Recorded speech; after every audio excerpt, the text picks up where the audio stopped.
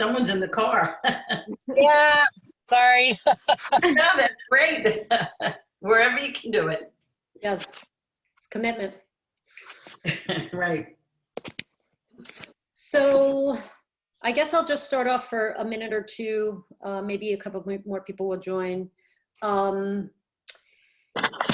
Let's see. I'm Jill Cruz, and my business is called Work with Your Nature Weight Loss, and I shorten it to WYN, W-Y-N, weight loss, and that makes it much easier to say. But hopefully, you still get the message that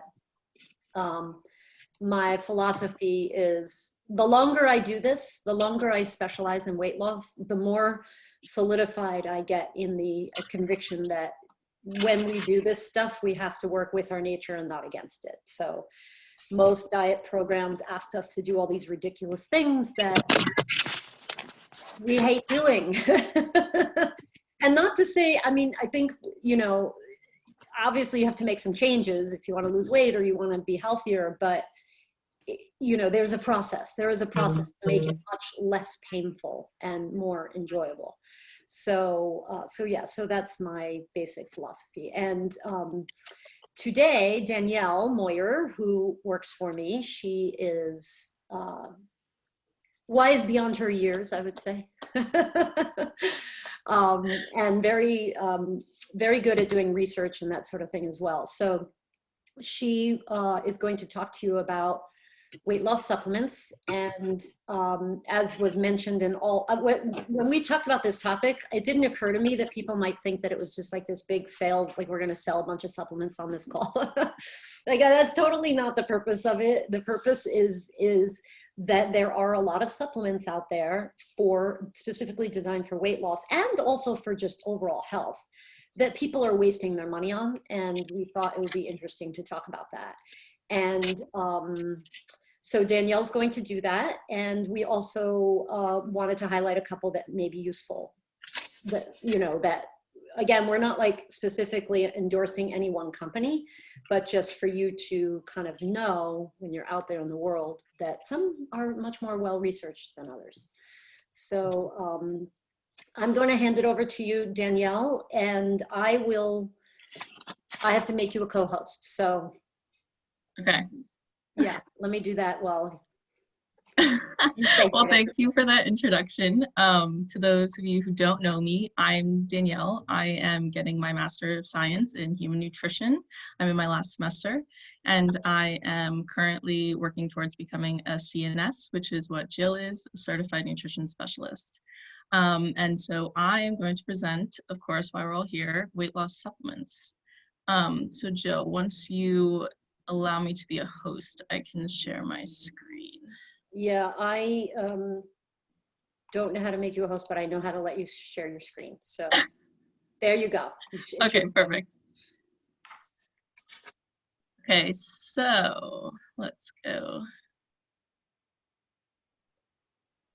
Let's make it bigger. All right, so can everyone see my screen? Yes. Okay, perfect. So again, this is weight loss supplements webinar, the best and the worst. Next, I just want to preface again that this is not a sales webinar. I know that Jill just said that. This will be purely informational. We're not going to talk about any specific supplement companies or brands. If you are interested in taking a supplement before or after this phone call, please talk with a healthcare professional. If you're one of Jill's clients, you can always talk with her. She'd be more than happy to talk with you about what would be right for you. Or you could talk with me, whatever you like, and let's get going. So first I want to just introduce this with the idea of primary supplements and secondary supplements. So primary supplements are going to be the basic ones that everyone should have just on the daily basis. That's going to include your fat-soluble vitamins, which is your A, D, E, and K, your water-soluble vitamins, which are your Bs and your Cs, and then of course minerals like calcium and zinc and chromium. So ideally we get those through our whole food nutrient dense diet, but we can also ensure that we get them through a nice high grade multivitamin. So we're not going to be talking about that today. That's not all I'm going to say is take a multivitamin and there you go. But I just want to introduce with that is that it's always a good idea to just kind of cover your bases of the primary supplements to begin. So next up we have is the secondary supplements. So those are more individualized, and we're going to talk about all secondary supplements today. So the reasons why you would take a secondary supplement is for a specific condition or disease that you may have. If you have specific nutrient deficiencies or insufficiencies, those can be based on your diet or your environment. If you're on a medication, medications actually, some of them cause drug-nutrient interactions, so it would inhibit your proper metabolism or absorption of certain essential nutrients. An example, a popular one is if you are on a statin medication for cholesterol, that can interfere with your absorption of CoQ10. Then we have, or not absorption, but your metabolism of CoQ10. Then we also have genetics. So sometimes we have a genetic SNP that gets in our way of processing those daily nutrients that we need. And then weight loss. So that's what we're going to be talking about today. I say that it can be a part of the journey because, as Jill has highlighted many times, that weight loss is not just a one thing. Unfortunately, there is no magic pill for weight loss. I want to tell you that there is, but there's not. It's all about a lot of different things. It's multifactorial. It's your diet, it's your lifestyle, like sleep, stress. It's all very important in terms of weight loss. However, what I'm going to convey to you today is that there are certain supplements or nutrients that can give you that nice, like, added boost if it's right for you. So, weight loss supplements. The best, I want to say, is equal to the most researched. They're ones that have been replicated in studies time and time again. They've shown consistent results, and those are the ones that I'm going to present with today. We have green tea, whey protein powder, berberine, and alpha lipoic acid. So there were a couple of different options I could choose from today, but I purposely chose these four because they're generally well tolerated by the general public. They're pretty easy to get your hands on, and two of them, which I feel like most people would be familiar with, such as green tea and whey protein powder, and two of them you may not be so familiar with, which are berberine and alpha lipoic acid, which can also be called ALA. So I'm just going to go through each of them, tell you a little bit about why they work, and what you think about them. So the research behind green tea. So you're familiar with green tea, you probably drank it already. So most clinical research suggests that green tea or green tea extract, which is can contain caffeine, improves weight loss in overweight or obese individuals. By drinking green tea, it's based on two important variables that includes the caffeine content and also the level of catechins, which is the specific antioxidant that is in green tea. So you need a certain amount for it to have results as shown by these clinical studies. So there's been 25 randomized clinical trials that have found an additional weight loss of about 4 pounds when compared to control groups. And like I said before, studies show that having green tea with a low catechin amount or decaf green tea does not show benefits in weight loss. So it's really the green tea that has caffeine and that high level of antioxidants in it.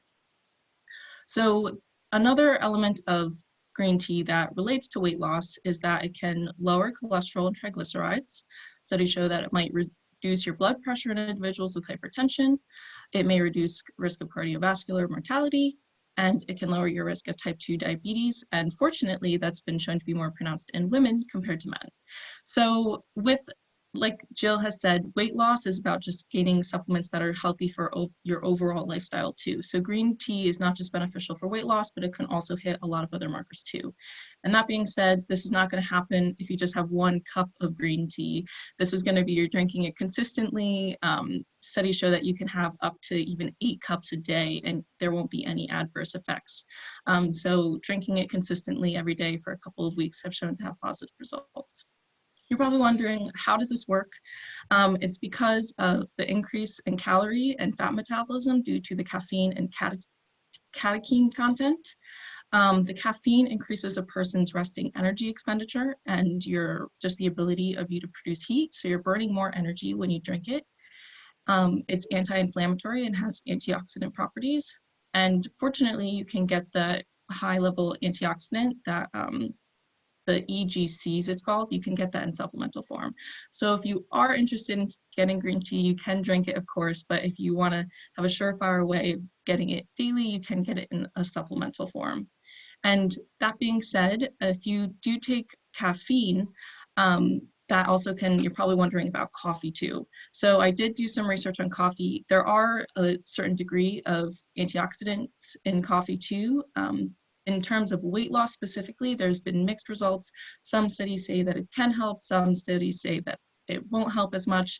One interesting thing that I did find is that dark roast tends to help better than light roast, and that's because dark roast has more of a satiation impact on you, so it reduces your calorie impact. So that's just a little interesting thing. So the caffeine component can relate to coffee as well too. So next up we have whey protein powder. So what is whey? Whey, it is the protein derivative of a byproduct of trees manufacturing. So why do I bring this up is that a lot of times when people are trying to achieve weight loss, they think of a protein powder. And the reason for that is that protein has a lot of benefits to your body. It can boost your metabolism, it helps you gain muscle, lose body fat, and it can reduce your appetite because it's, you know, when you have protein, you're usually more satiated after a meal. So protein powders are an easy way to increase your intake of protein. Whey protein, just want to point out that if you do have a very high intolerance to dairy, specifically if you do have an allergy to the whey protein itself, this won't be right for you, but that's generally well tolerated by the general public. So the research says that out of all the protein powders, whey protein may improve body composition when used along with a low-calorie diet. It increases your body fat loss and reduces lean muscle mass in overweight individuals when compared to controls. And this is important, that taken without dietary modifications, it has inconsistent impacts on the body. So again, weight loss is multifactorial. You have to look at your diet as well. So how does it work? It contains a higher concentration of essential amino acids compared to other protein sources. This results in more protein synthesis, more muscle building, more fat loss. It slows down your glucose absorption after a meal, and it increases insulin responses. It has antioxidant properties, specifically increases your glutathione levels, which is like your big macho defender of antioxidants in your body. You love glutathione. And it can alter your gut hormones. So it reduces appetite hormone, which is ghrelin, and increases your satiation.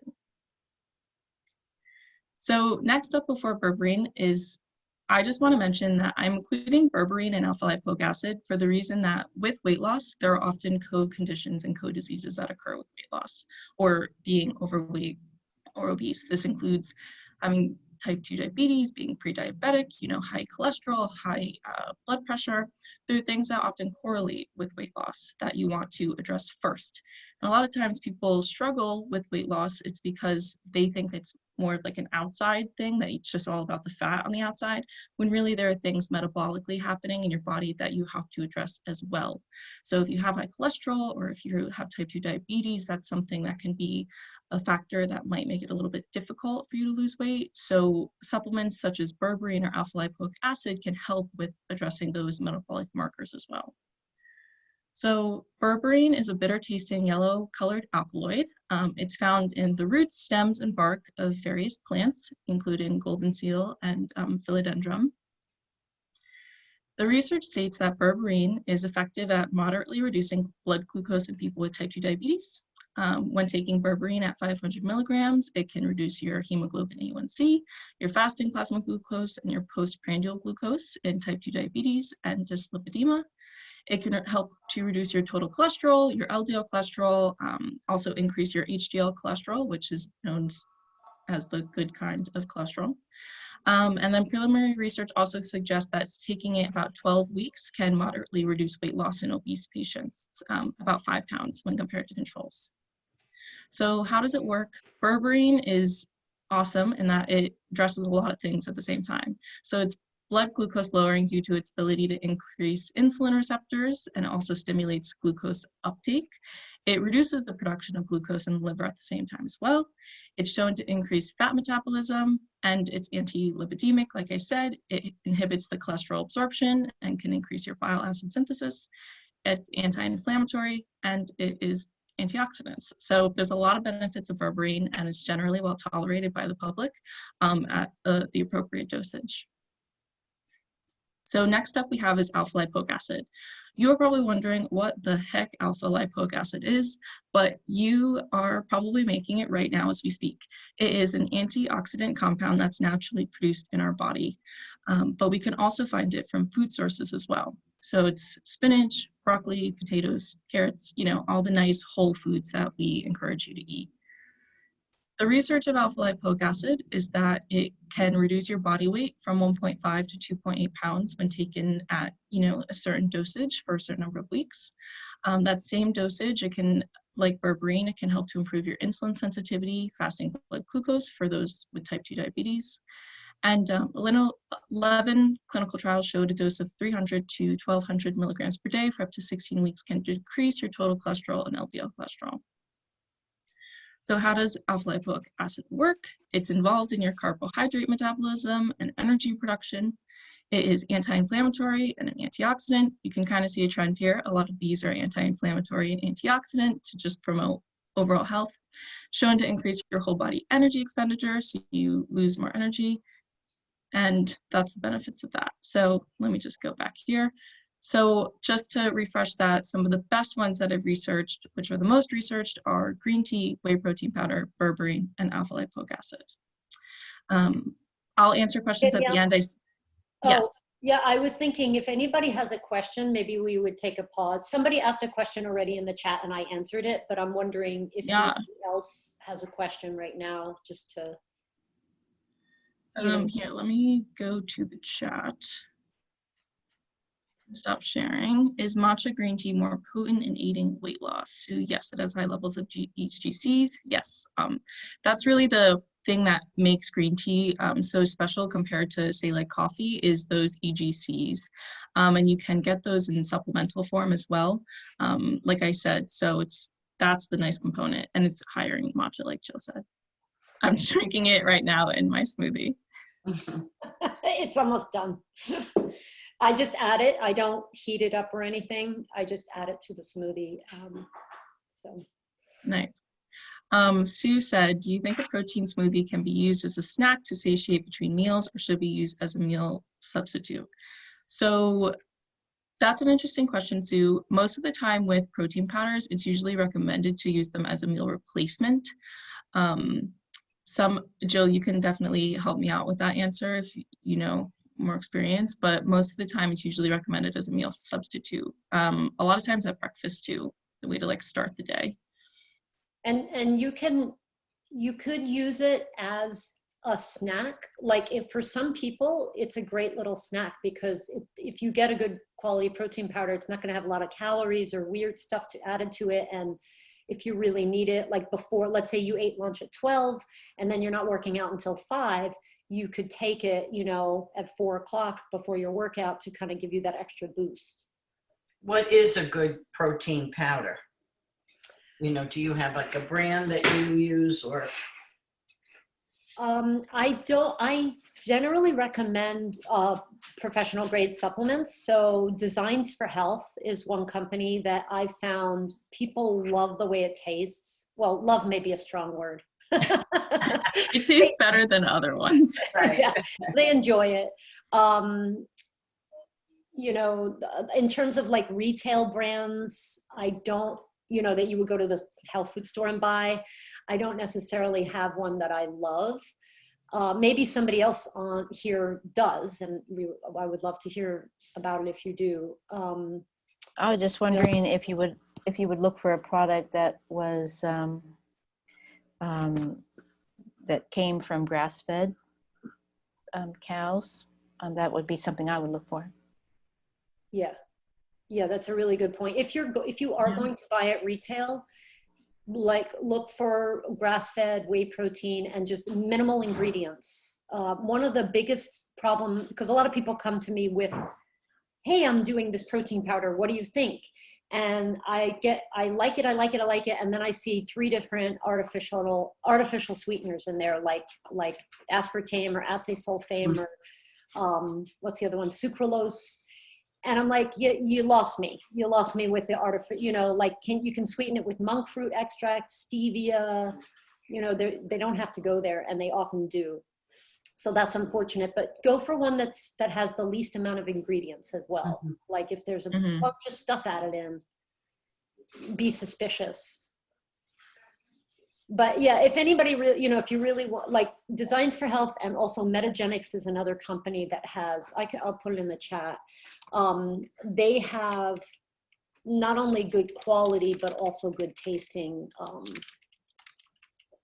powders. Heard good things about the chocolate one. Yeah. And then Kristen has a question too. Yeah, so Kristen, you asking what frequency, amount for the whey protein show the effects that I mentioned, and for the green tea supplements, are they effective as the tea itself? So for the whey protein one, the studies that I was looking at, they studied them up to, you can take it up to 50 grams of whey protein powder in a safe manner, which might be a lot for you, but the safety measures of it said that that was fine to take. So it's ultimately, I would probably just follow the directions on the label of the protein powder that you take. And then you could start off slow and then increase time, you know, to see how your body reacts to it. In terms of the green tea supplements, are they as effective as the tea itself? So I think one of the best reasons why green tea, I think, helps also with weight loss is, this wasn't studied exactly, but maybe a collateral benefit is that I think it's meditative too, in terms of stress, which we know stress is a component of weight loss and anxiety. And so making a cup of green tea, at least for me, is super relaxing, and that I'm taking some time out for myself. So that, I know that's not a scientifically backed up in terms of studies, but that's another caveat as to why I like green tea itself. But in terms of the medicinal, or the effect and the active component of green tea, yes, the supplements will be as effective as the green tea, because it's taking it in a supplemental form as the EGCs. So if you don't like green tea, you don't like drinking it, you can take it in that capsule. Does anyone else have any other questions before I move on to the worst ones? Okay. So next up, we're going to talk about the worst ones, which, as I said before, the best ones were some of the most researched. So the worst ones, of course, are going to be the most under-researched. So it was funny. For me to find the worst ones, I didn't really know exactly how to find these. So I took the strategy of just simply Googling weight loss pill, weight loss supplement, you know, and hundreds of results showed up. The weight loss market, it's billions of dollars. You know, there's so many things out there that you can choose from. But what I found is that a lot of them have these 3 ingredients that I had personally never heard of, but it is in almost all of them. And so I got curious about what they were. And this is a supplement that I found, and it says it exactly right there, weight loss blend. So it is the green coffee bean, Garcinia cambogia, raspberry ketones, and then one that I just want to include on here specifically for weight loss is apple cider vinegar. So let's run through these 4. So there's insufficient research on green coffee bean. So this, I had to look up what it was. It's basically the raw or unroasted seeds of the specific green coffee bean tree, the plant that it comes from. It says that there's one study that took a specific green coffee proprietary blend, which means proprietary, it's like patented supplement. It's a very specific niche supplement. At 200 milligrams 5 times a day for 8 to 12 weeks alone or combined with coffee. That's just the active ingredient within it, the chlorogenic acids, and this resulted in moderate weight loss.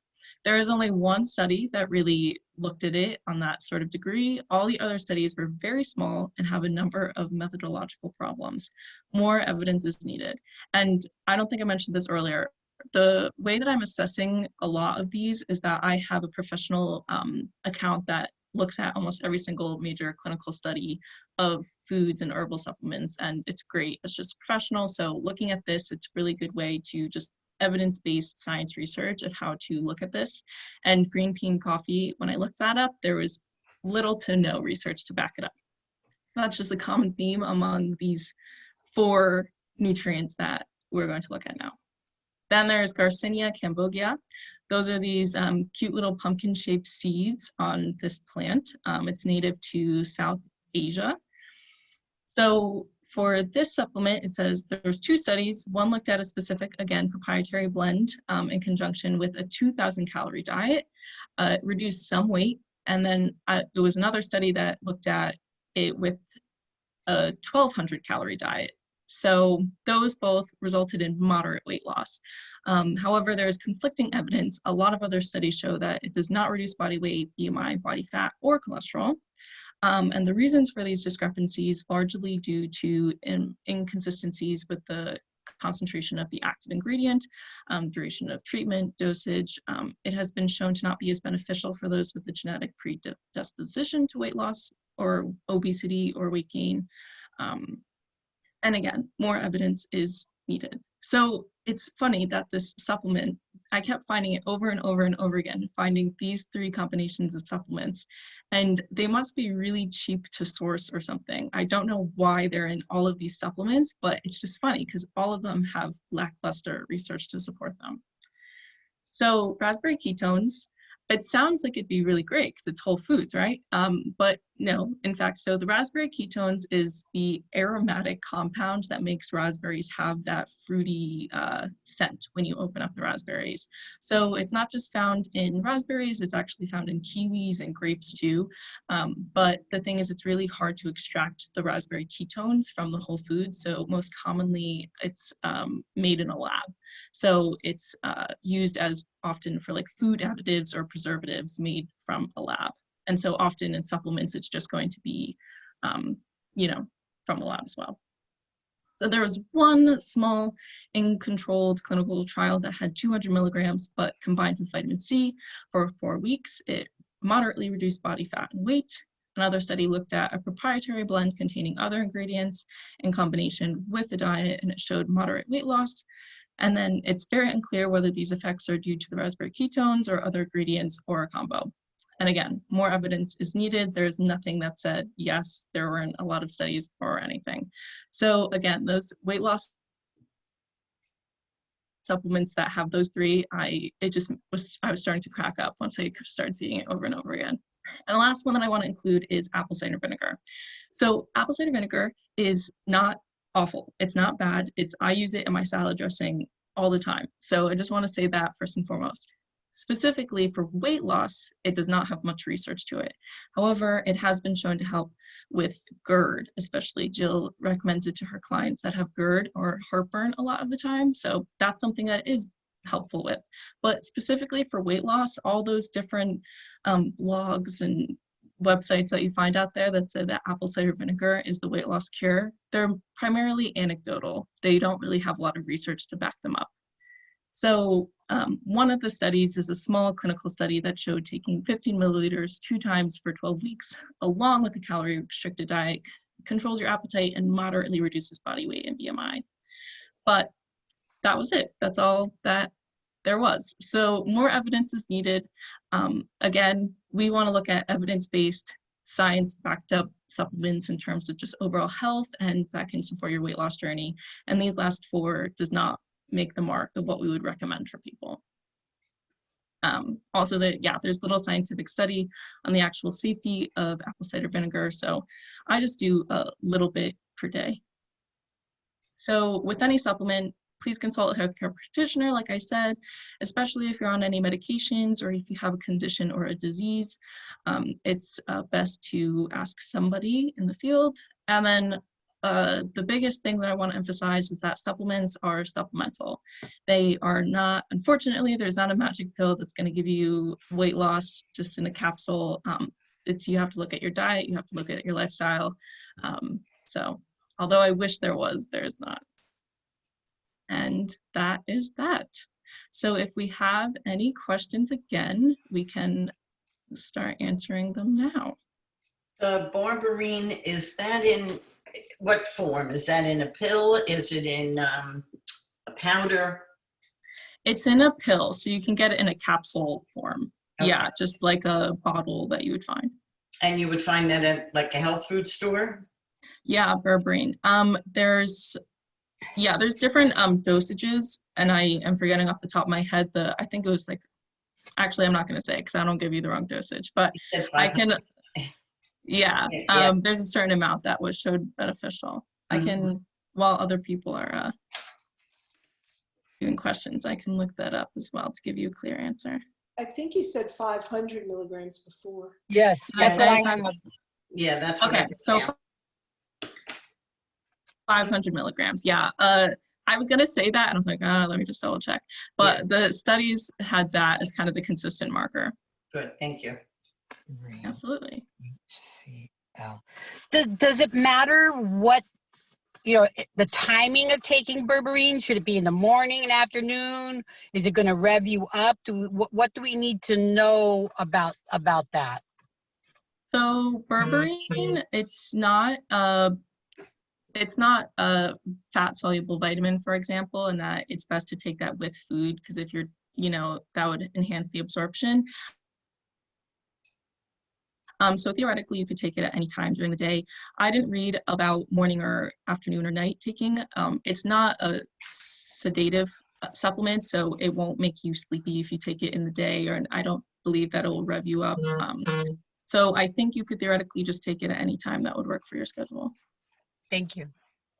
Yeah. Jill, I just want to add that that's a very good question, Joanne, in general about supplements, knowing when to take them. That's something to think about. Usually, like for botanicals, like berberine or alpha lipoic acid, they have half-lives, like any medication. So they'll be active in the blood for 3 hours, 6 hours, 12 hours. It depends on the botanical in question, but typically botanicals don't stay that long. So if you wanted to use it, you would want to probably take it a couple times, as opposed to just taking 3 pills in the morning. Spreading it out would be a better thing. Same thing with alpha lipoic acid. But if anybody's, at some point, either now or right after this call, we can give, just send you in the email or whatever specific recommendations.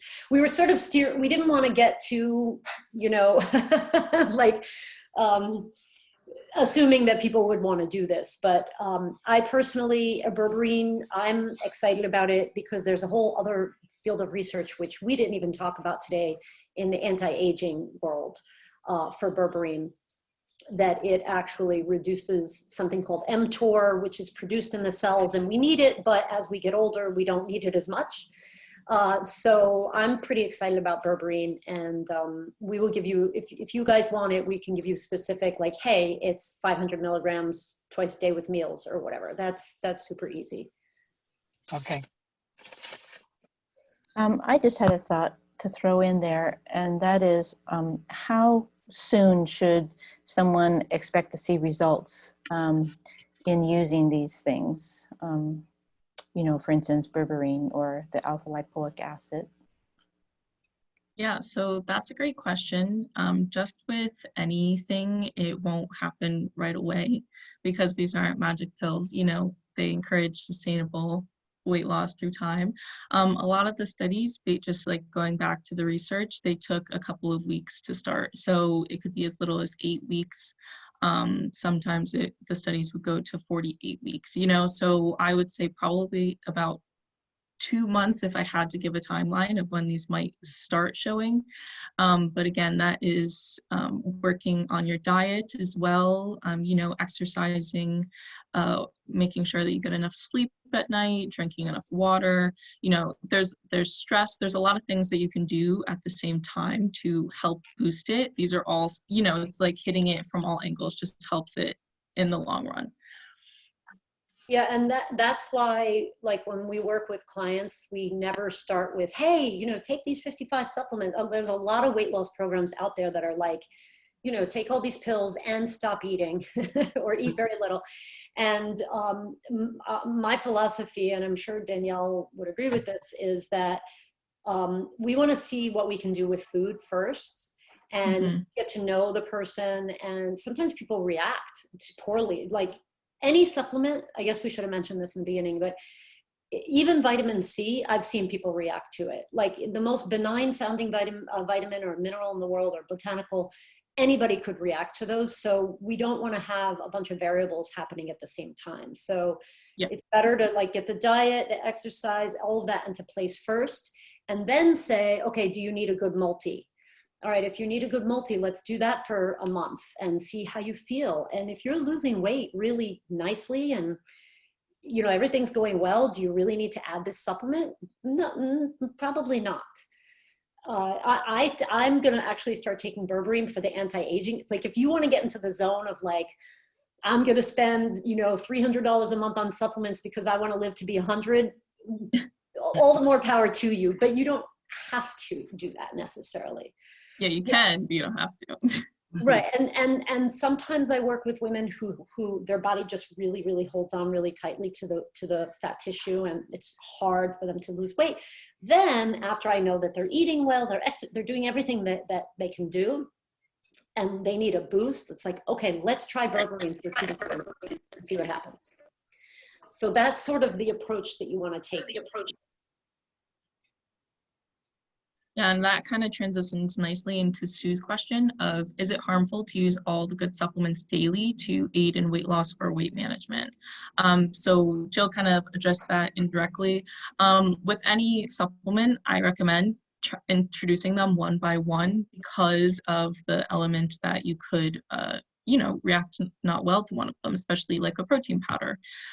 So taking them one by one, I usually say like with a minimum of like at least 1 to 2 weeks between, just to see how that makes you feel. You might start noticing positive changes with just one of them, you know? So if that's working for you, then go for it. But all of those are just kind of beneficial for just overall health as well. So you're not gonna get just a whole slew of bad side effects. It's not a medication, but again, you don't wanna go well above the dosage, you know, you wanna do a little bit of each. So, you know, having green tea, introducing some protein powder, and then berberine and alpha lipoic acid, you know, none of them are going to cause, I should say never, but, you know, not most of the time doesn't cause adverse effects.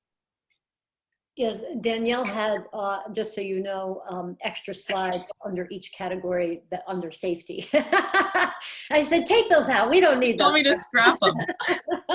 It was just, I felt it would be too much, you know, a lot of information, but everything that we're recommending is, you know, it's all safe in terms of, you know, the research that was done. There were no adverse effects. Yeah. It's like with anything. If you take a really high dosage, there's studies show that you could get, you know, some GI symptoms of nausea or, you know, vomiting, diarrhea. But those are if you take it to the extreme. And so that's not what we're really trying to convey here, is that these can be nice little added benefits and boosting if you are struggling with weight loss. So I hope that answers your question. Does anyone else have any question or even ideas or something that's been working for you with weight loss, really anything?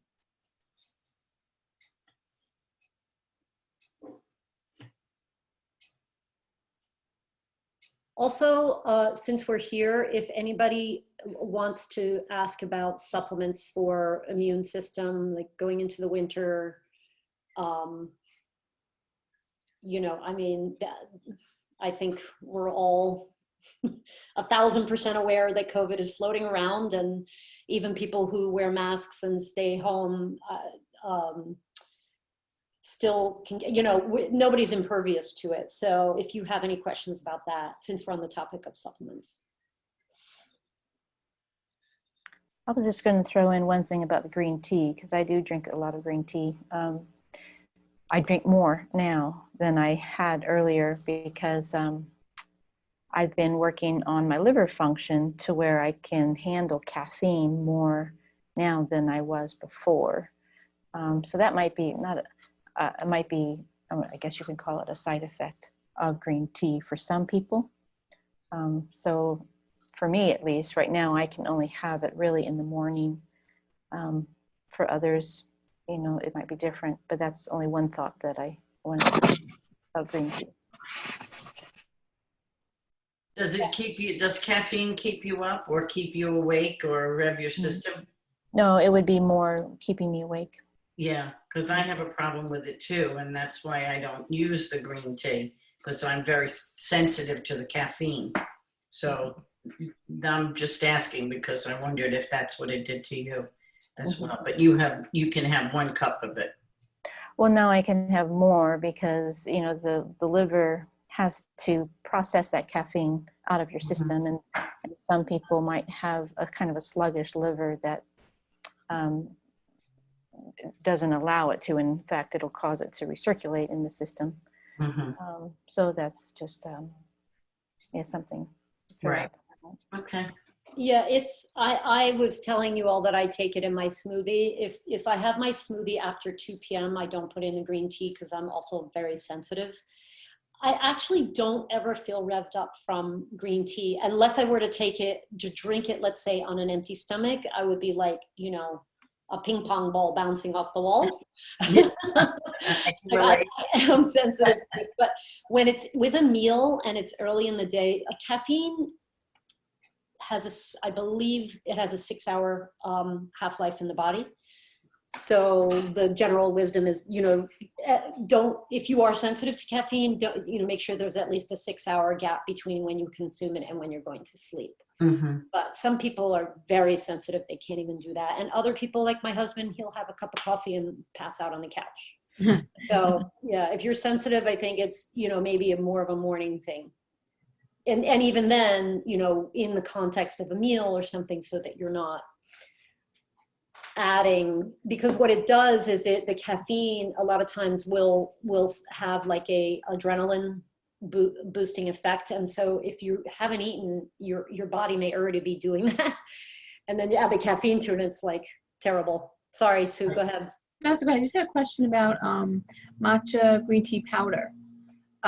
Could you substitute that for a green tea supplement? And also you can put that in a smoothie as well. So could you put a protein powder and matcha green powder, like kill 2 birds with 1 stone? And You could. Yeah. I use matcha powder in my smoothie. I don't use green tea. Matcha has at least 10 times more of the catechins than regular green tea. And very few studies have been done on matcha, unfortunately. But yeah, you could totally use both.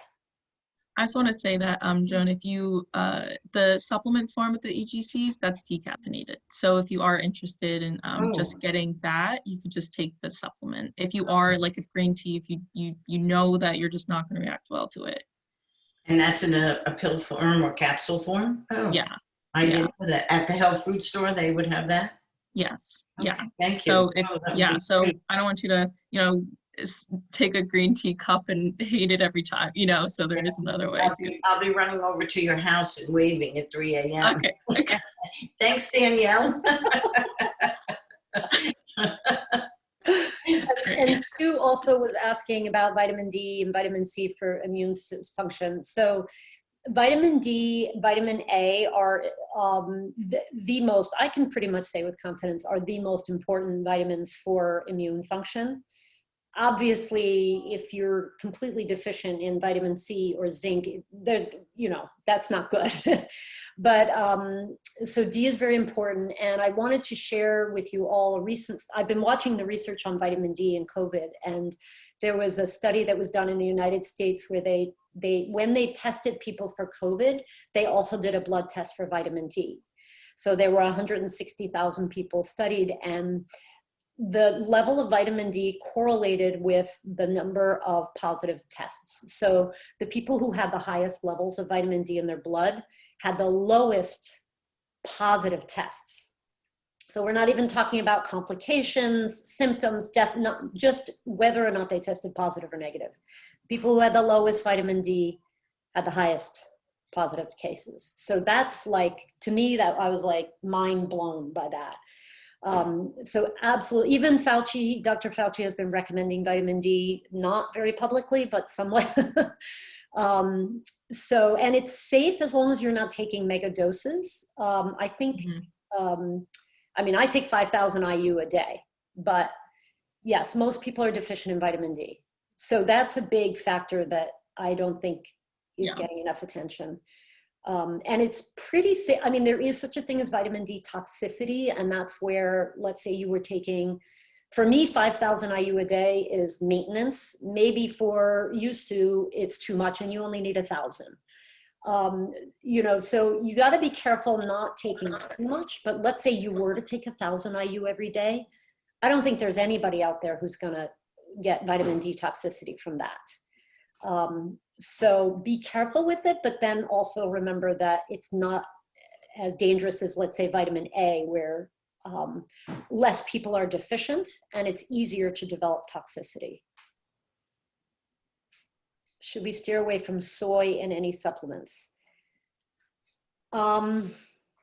Probably, you know, as much as you can. You're going to see soy lecithin in a lot of products, like powder, protein powders and stuff like that. There as it's emulsifiers, you know, that sort of thing. It's hard to avoid it, but yeah, I would if you can. Just because it's GMO, it's highly processed, you know, but the truth is when it comes to a whey protein powder, it is a processed product. There's no way around that. I actually don't put whey protein in my smoothie. I have a smoothie and then I eat something on the side. But it, you know, like Danielle and I talked about this, like if someone's going to do, if you're going to do a protein powder, like a smoothie as part of your weight loss diet and regimen, better to use whey than pea or hemp or soy or something like that, because the research shows that whey is better for weight loss. But beyond that, you know, if you're eating a vegan diet or whatever, you're allergic, you know, then you wouldn't do whey. Yeah, again, if you're like allergic to whey protein, which if you're allergic to dairy, you're most typically allergic to that protein. So of course you would know that if you're allergic most likely, but that's just something to consider. Again, it falls back to supplements, you know, they're not, everyone should take it, everyone's individualized and we want to take it as you are and how you react to things. So are there any other questions, comments? Anybody want to share anything that works for them? If not, I just want to say thank you for everyone who's coming today. I hope you got something out of it. If you have any more questions, feel free to email Jill or me, or, you know, just take a look at our website. Jill has a lot of good blog posts that could help you about weight loss as well, just addressing not just the supplements, but also just lifestyle and habits and looking at everything in terms of how to stock your fridge, you know, a lot of good pieces of information in that sense. So thank you again, and I hope you have a great rest of your day. Oh, Jill has one more thing to say. Thank you. Oh, and we will send out an email with a link to the recording, and we'll give you some of those dosing questions that you asked about the specific supplements. Great.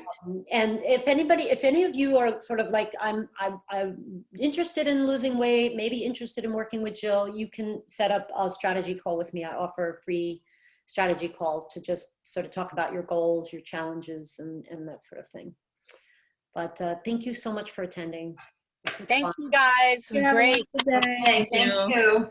Have a great day, everyone. Thanks, Danielle. You too. Bye. Bye. Bye. Bye.